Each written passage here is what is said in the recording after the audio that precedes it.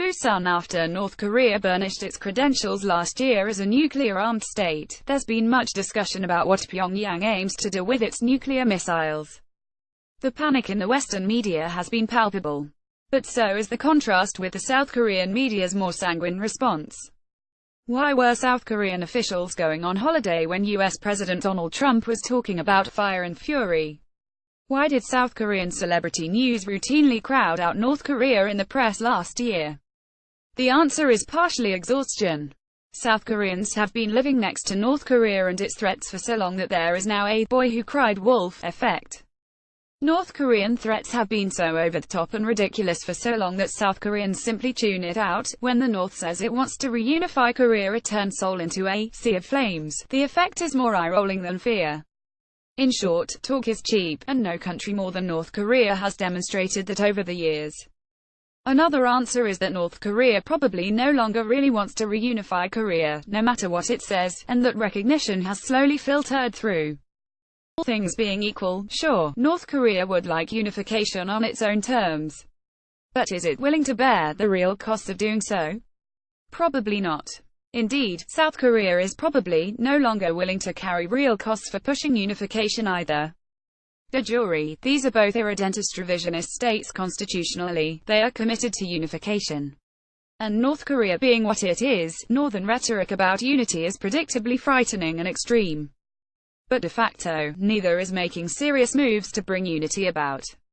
Life goes on in Seoul. The weekend afternoon crowd at Myeongdong shopping district on May 20, 2017 after North Korea conducted a missile test. Photo Tangsi Kit. I bring this up because the issue of North Korean goals, specifically, will it use its nuclear weapons to somehow coerce South Korea into an unwanted federation or other unequal but united framework, or even as a shield against the US to invade South Korea once again, has been in the news recently as the nuclear program has ramped up.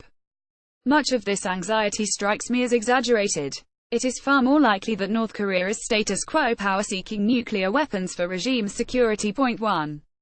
Just because North Korea says it wants unification doesn't mean it is willing to bear the costs of unification. I find this one of the most curious reasons to argue that North Korea in fact still seeks unification.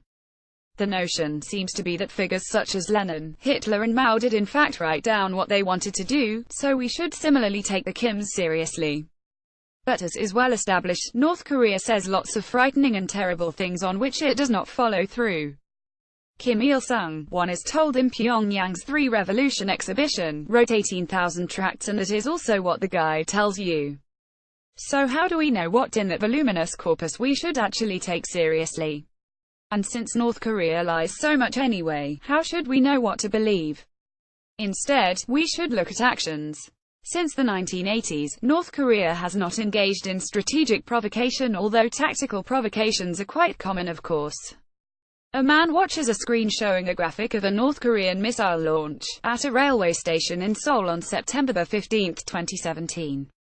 Photo of Pyongyang. The last record we have of any serious discussion to absorb South Korea against its will dates to the 1970s, when Kim Il-sung went to the Soviets and Chinese after the US's defeat in Vietnam and asked for support for a second invasion. He was rejected. Point 2.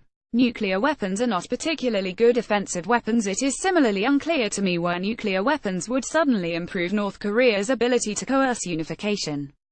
Nuclear weapons may seem offensive and destabilizing in the movies, but in fact, they have become defensive weapons in practice.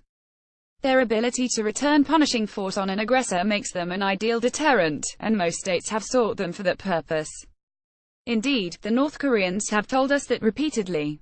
If we are to believe what the North Koreans tell us, as per our first point, then why not believe this point, instead of their fiery unification rhetoric? 3. North Korea cannot win conventionally. One argument for the unification school is that North Korea's nuclear weapons could act as a shield, a cover to neuter the defensive US-South Korea alliance and then conventionally attack South Korea. Nukes would decouple the US from South Korea, because the US would not give up San Francisco for Seoul.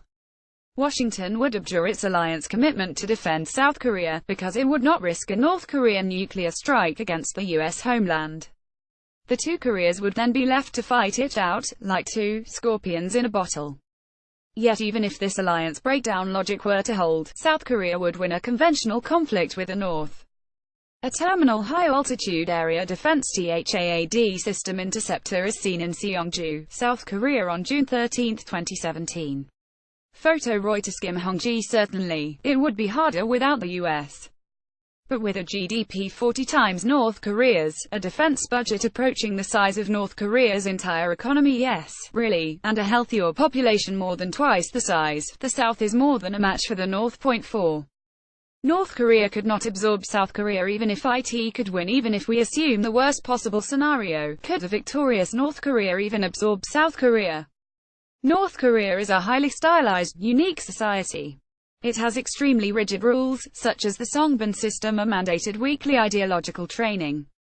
It has almost no experience integrating newcomers. It treated the biggest group of outsiders to come, ethnic Korean returnees from Japan, terribly, nor any history of immigration.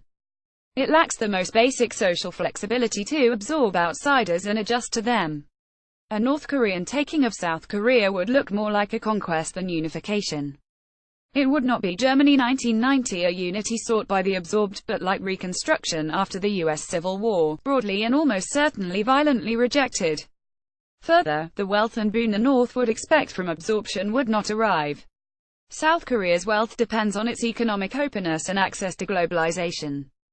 As the North occupied the South, it would dramatically impoverish it as well. It is, of course, impossible to know North Korea's strategic intentions. But its lying is so routine that it is safest to look at what it does, not what it not says. In North Korea's actions there is little to suggest, since the 1980s, that it still meaningfully strives for unification. Yes, it wants it, but not at serious cost or risk. Logic shows unification on northern terms will be punishing. A South Korean soldier stands guard outside a pavilion spanning the military demarcation line at the truce village of Panmunjom in the demilitarized zone DMZ between North and South Korea.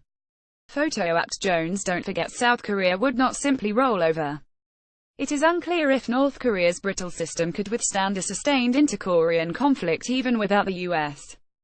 And even if it won, it would face 53 million surly, immiserating South Koreans highly likely to fight back against the imposition of a Slava state system. So yes, perhaps in Kim Jong-un's ideal world, he reunifies Korea. But the risks to North Korea are so high, that it is far more likely that its nukes serve regime security, just as they do for so many other nuclear aspirants. Robert E. Kelly is Associate Professor of International Relations at the Department of Political Science and Diplomacy at Pusan National University. This commentary first appeared in the Lowy Institute's blog The Interpreter. Read it here.